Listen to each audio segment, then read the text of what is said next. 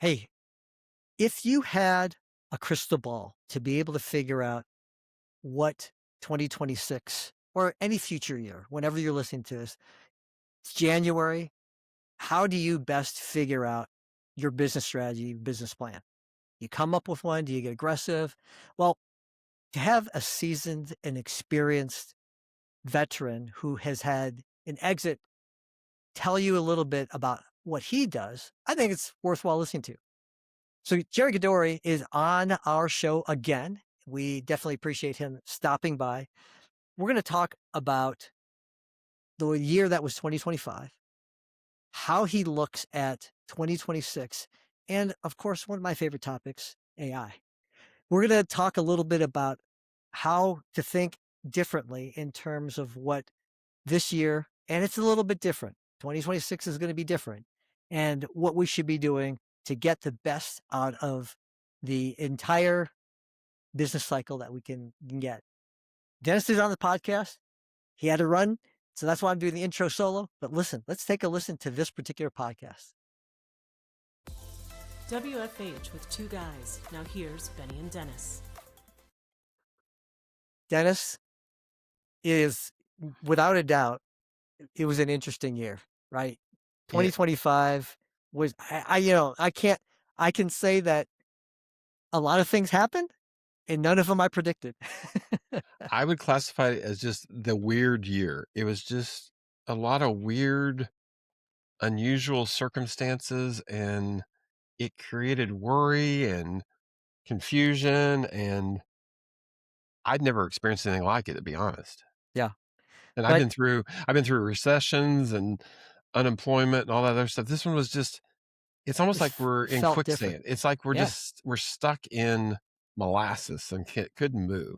Yeah. And luckily though, we do have a lighthouse kind of in this storm, the craziness, right? Gerry, thanks for coming back on the show. Thanks for having me, Dennis and Benny. I appreciate it. It's Yeah, our man. pleasure. Yeah.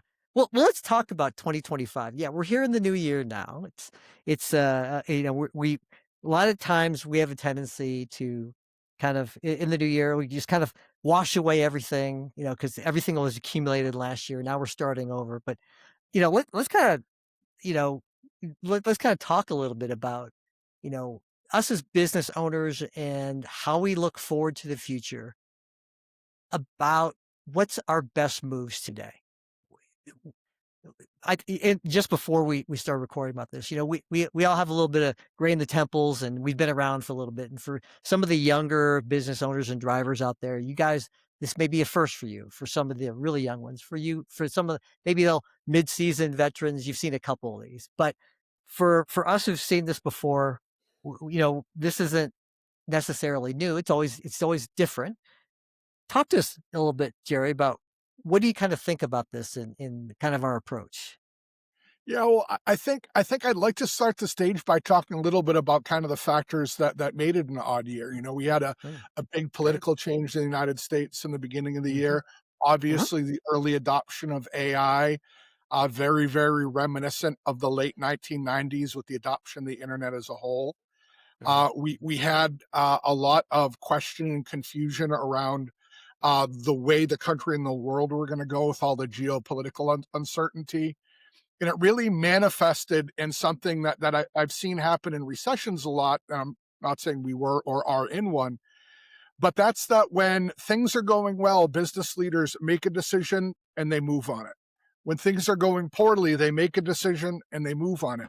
But when there's uncertainty, they tend to sit on their, or excuse me, when there's an uncertainty and they're uncertain, they tend to sit on their hands and become reluctant to decide. And Mhm. that leads to, I suspect, a lot of why 2025 was what it was. Right. One of our podcasts earlier or mid-year or kind of in the fall, I guess, was about terrorists.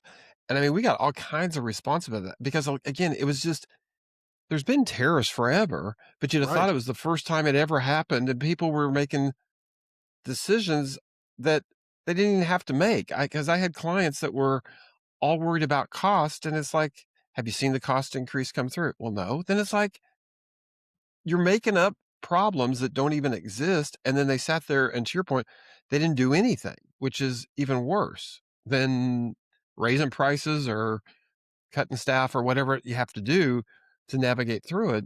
They chose just to sit there, but then they worried and made no decisions and their business kind of floundered.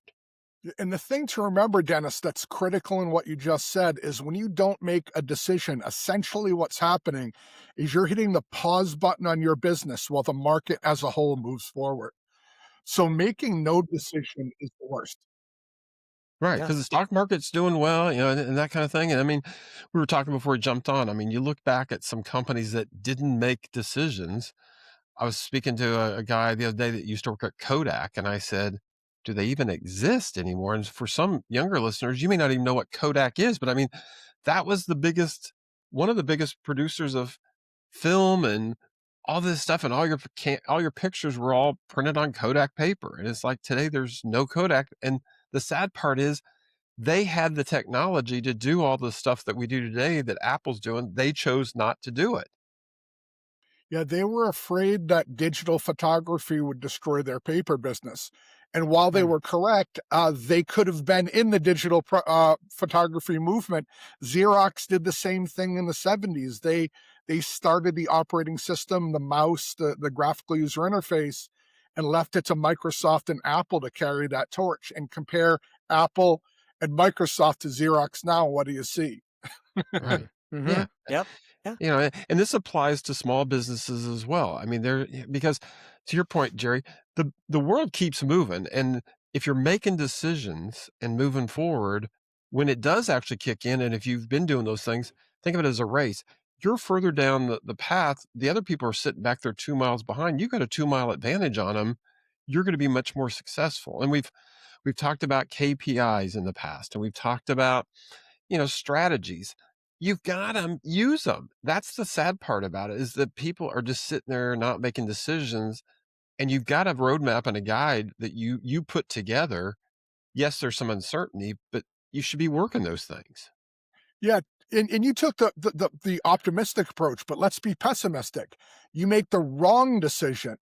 Well, here's the news. If you made the wrong decision and you're monitoring your metrics, your KPIs, you'll see that and know and be able to pivot. And you're still in Right. better shape than if you did nothing. And Yeah. at risk of sounding like a Rotary Club motivational speaker, fear is false evidence appearing real. You're just feeding yourself negative data and then not acting because of that. This is really interesting because you had mentioned this, and we've heard this many times before. That if, like you said, not making a decision is a decision, so that's your decision where it's going to happen. M- Many millionaires, and in today's economy, billionaires are made during the downturns in the economy, and those are people who made decisions. They didn't just let things happen, and it's funny because I have clients on both sides of this fence, right? People who are they're making decisions and they're going to go in certain ways, and there other clients, we're trying to implement some technology solutions to them or suggesting that they consider these, and they're just going to sit on their hands. And it's funny because I'm, of course, working with the clients that even though they're not sure and they're making their decisions, the ones that say, "Yeah, just kinda keep us informed and let us know what's going on," they're not gonna command a lot of my attention, and it's funny, that might not sound like a big deal, but if that's magnified 10, 100, 1,000 times to other people, what are you telling other individuals? "Hey, listen, I'm not gonna do anything. I'm not gonna buy. I'm not gonna do anything." No one's gonna wanna work with you. Vendors aren't gonna work with you, and your clients are gonna be reluctant to work with you because if you are showing indecision during times of crisis, to me, that's a big flag for people and why they should or shouldn't wanna work with you. Yeah, it's a big testimony, negative one to your leadership. If danger and risk make you shy away, that's when your team needs you the most. Yeah, for And sure. and I can't stress this enough. Fear is an important thing. It lets us know there's something to be aware of. But when you let it master you and you take your money off the field when you retreat, Uh-huh. it doesn't bode well. The reason those folks became millionaires and billionaires is they were able to look at the uncertainty, take a step back from their emotion, get a better view of the field, and then Right. act while other people did just what we're describing, sat on their hands and waited. Th this is really fascinating to me, and I think that for those of you who are listening to what Jerry is saying, is that you wanna be able to use the tools that you have at hand, the resources you have, the employees, consultants, whoever it might be, to help and use that information to make a decision. And the decision shouldn't be just to stand still. It should never be just to sit there. Along those lines, Jerry, obviously, if you think back to the last couple of years, AI, and I was going to come around to this. Dennis definitely knew I was going It's to a talk legal about this, right? requirement in 2026. I knew it was coming. I knew I was coming. Yeah. Yeah. Let's talk a little bit about what does AI look like for 2026 and beyond, right? So, I think back and we go back to November 2022. That's really kind of when ChatGPT became known to the world, and that I look back at those times and even though it was a decade in the making, roughly. I think it was 8 years in the making or so, of where it is, and all the companies that have been built and designed and developed using AI. We look here in 2026 now, and I think about it's certainly not a mature technology. We still have a long, long way to go. We talk about AGI, ASI, and all these type of things, right? Uh, um, the whole idea about what AI is going to be, the question I ask a lot of my clients now is, what's your AI strategy? How are you going to use AI in 2026? What are your plans for that? And it's always interesting the answers I get back. But Jerry, I'm going to ask you, what do you think? Should we be looking at AI? Should we embracing it? Should we, looking at it with Luxon? Should we ignoring it? What's kind of your thoughts on that? Whew, this is not going to be a popular take. Warning, trigger alert, trigger alert. I love Uh, that. yeah, I still think AI is in its infancy. I think we're still very much in the hype cycle. I've Uh-huh. seen very few products that have impressed me. I've seen a couple, but very Mhm. few products that have impressed me. Yep. We used to talk about cutting edge and bleeding edge when it came to technology. And the risk of being a bleeding edge adopter is that you wind up going down the Betamax path instead of the VHS one, which is to say you invest heavily in something that just doesn't wind up happening. So Mm. when it comes to AI, the place that I see as of today, not tomorrow, I think ASI is not nearly as close as people would like us to believe it is. I Mhm. think they're running into a lot of bottlenecks in AI that are pretty predictable, not least of all energy use. We're in Mhm. heart of winter right now, so those of us in the Northeast that have seen our electric bills double over last year's rates, what you're not being told is that a lot of that is to build data centers because energy consumption is up. Yeah. The new interest in nuclear energy that's been on the down run since the 70s is solely fueled by the power needs of data centers for AI. So I think there's some real bottlenecks that to be overcome. Again, not least of all, our energy infrastructure isn't capable of that at present.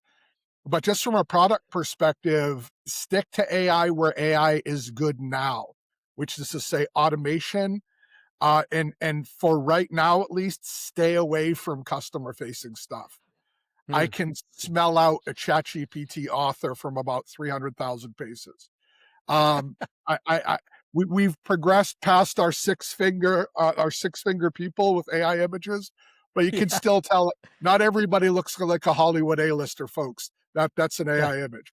Um, Yeah. so the short version is stick to AI where it's good. Keep a very good eye on where it's going, and as importantly, what your competitors are doing, not what they're saying they're doing on social Mm. media, what they're Yep. doing. And I think you won't be steered wrong. Frankly, just like in the 90s when the internet came about, same strategy. Exactly. I mean, and Benny, I think you hit on the head, is have a strategy. Look at where are areas that you could implement some automation that gets you an ROI that makes life easier. I mean, Yeah. that's the best place to start. And I mean, we work with lots of companies on AI stuff, and they all are looking for the fancy bells and whistles. And I'm like, Yeah. AI is just you're automating the process or a step. So it may be putting a software piece in where before you had humans do it, and you kept having turnover. One of our Gerry, your podcast back with us back in November was about retention. There could be times where you just constantly turn people over. That may be a spot to look and see, hey, is there a spot to put some automation in there because people don't want to do the job in the first place. So use AI to help you for that. But you know, and if you're a small to mid-sized company, you're still going to have people. I mean, let's be honest. And you're going to need people to do things. We heard in this, 2025, Amazon and all these others cutting people. You have to remember, we all used to be in corporate America. A lot of times you say that you're going to cut these people. They were just jobs that you hadn't hired. So it's not that you're cutting 90,000 employees. It's just you may not be hiring them to fill spots that you couldn't fill them anyhow. And sometimes they say that to help their stock prices because Wall Street's wants to hear about cost cutting. And so they'll just say that stuff. And so be careful of not getting drug into what everybody else is doing or saying. And I think, Gerry, you hit on that. Look and see, what are they really doing, not what they say they're doing. Could I unpack two things you said there, Dennis, real quick? Yeah. So the first thing is, back when the AI craze first started a couple of years back, I was talking to a consultant that helped super early adopters get into AI. And she gave me advice that I think still holds true today. She said, too many people are using AI like a tenured employee when they should be treating AI like a gifted intern. Which is to say, that's a great, yep, you're having it do all of those baseline things, but you're doing it with supervision until it earns its autonomy. Same concept. I love that one. That's a great one. The second thing you said that I think needs to be unpacked. So I don't think there's a question of, is AI going to make an impact? Again, much like the 90s with the internet, it for sure will, just a matter when. So I think there's something to remember. And this is a differentiator between these giant enterprise level businesses and the rest of us. These guys, just like they did back then, if you remember back to when the world went from client server level applications and development to web-based, there was a massive turnover. Everybody was laying off their software developers. In reality, what it was is they were retooling their workforce for the next generation of infrastructure that they required, knowing they were going to take a bath in the short term, knowing it wasn't going to be as good, but clearly seeing where it was going. So a lot of these megacorps who have budgets that we do not have, they're investing in the future and foregoing current profitability to do that. They know AI isn't ready yet. They also know it will be ready, and when it is, they want to be on the front end of that. So that's what a lot of these layoffs and turnovers are. They're letting people out one door and pulling them in another. Exactly. So that I'm always accused of being such an AI, pro individual. One of a statistic, and Gerry, I'm sure you've probably heard this too as well, that they did a poll last year, and roughly there was about, I think, somewhere between 90-95% failure of AI implementations in companies that have done so. And I think that's a really interesting statistic. I love your analogy of thinking about of the internet back in the 90s. And if you go back, a little bit further, for those of us who do remember the ages of AOL and the never-ending CDs we used to get in the mail, right? Prodigy, all of these separate, we call it the walled gardens. That's where the original term came from. We think of paywalls as walled gardens, but the walled gardens of yesteryear was that all of this information resided with AOL, and you had to go and get a subscription to be there. In today's environment, that's kind of laughable, right? And I remember getting onto the internet, and it was such a momentous thing, which was like, oh, now it's everywhere. And I don't think, especially if you're under the age of 30, I don't think you can even relate to the whole Mom, idea. Put down the phone. I'm on the internet. Yes. Oh yeah. Oh my gosh. Yeah. Yeah. The old dial-ups. The old tone, the 1200 baud, 2400 baud modems we used to have, right? All those type of it's okay, ridiculous. We're all old, is what you're saying, Benny. Yeah, Exactly. we all have AARP welcome club, cards that we got in the mail. But the truth of it is that we're in a similar situation with AI today, right? And what does the AI look like? What's AI going to look like in 5-10 years from now? And to me, it's an exciting time for those of us out there who are uncertain. And 2026, it's not going to be, there's not definitive things that we can say that absolutely is going to happen. What I know without a doubt, and Gerry, I'm hoping you're going to back me up on this, is that this is going to be a year of change. It's going to be a year of something's going to happen, some announcement, some whatever it's going to be. It's good that we have no idea how to predict. And but those of us who are at least planning something, we have a guidebook to go on. Yeah, I think it's planning and having those KPIs because Jerry hit on the head earlier. If you make a bad decision and you've got KPIs in your monitoring, you pick it up quick and you pivot. And as a small business, that's what you're great at. It's the big companies, it's a little tougher. That battleship, it turns a little slower. But if you're small and nimble and you do stuff and you've got, you're looking at your financials, you're looking at your KPIs on whatever it is you're measuring, and you don't hit it, doesn't mean if you don't hit the first month, you have to pivot. But within the first 2 or 3 months, if it's going south on you, then you know you need to change and do something else. And it's better to make a decision than to sit there in quicksand and not do anything because that decision is going to get you left behind and you're going to become the Kodak if you're not careful. In fighting, we call that being flat-footed. You're not ready to move. But I'd like to build on what both of you said, and I'd love for everybody to think about this in 2026.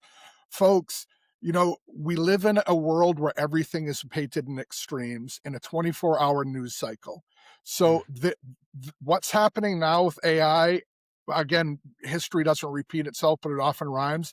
Very similar to what happened with the internet. Just remember, it's standard business cycle, folks. We're on the beginning edge of the curve. We're in hyper growth mode. It's going to hit a peak. It's going to crash and consolidate, and then the winners are going to emerge. And the way that you make those determinations is by staying plugged in and listening to the data and letting the more frantic, extreme language fall off your back like water on a duck. And you'll be in a good position for 2026. If you get either sucked up in inertia by sitting still or get sucked up into the crazy fear rhetoric that everyone said, the Weather Channel uses it now. It's not raining out. It's that there's water flying from heaven to impact your face. Just everything is in this extreme language. If you get sucked into that, it doesn't serve you at all. This has really been an interesting conversation. And I think that for the folks out there who are excited about 2026 and understand that they're going to be making decisions. That's what we are. We're decision makers in our business, right? We're not just business owners. You have to be decision makers, right?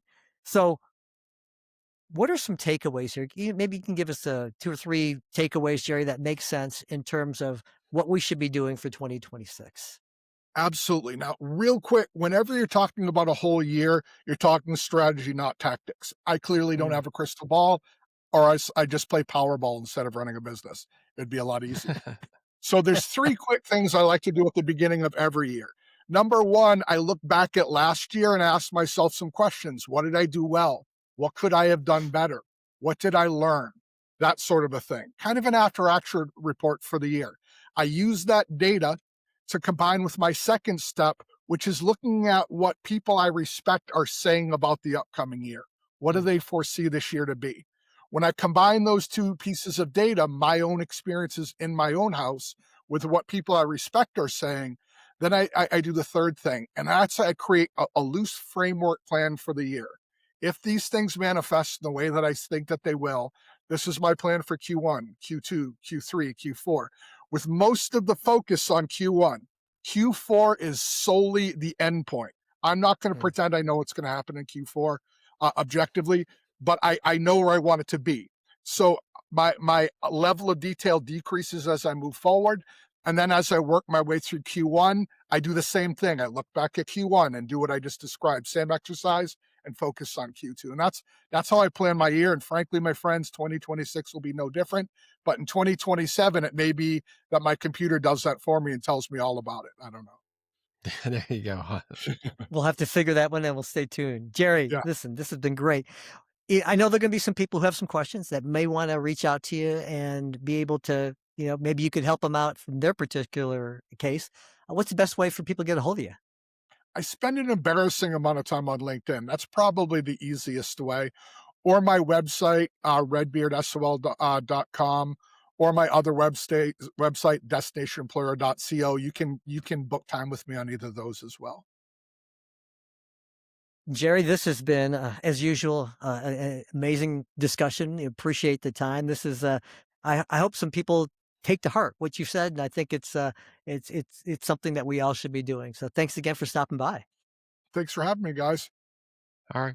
Take care and everyone have a great week. Okay, you too. You've been listening to WFH with Two Guys. We'll see you next time.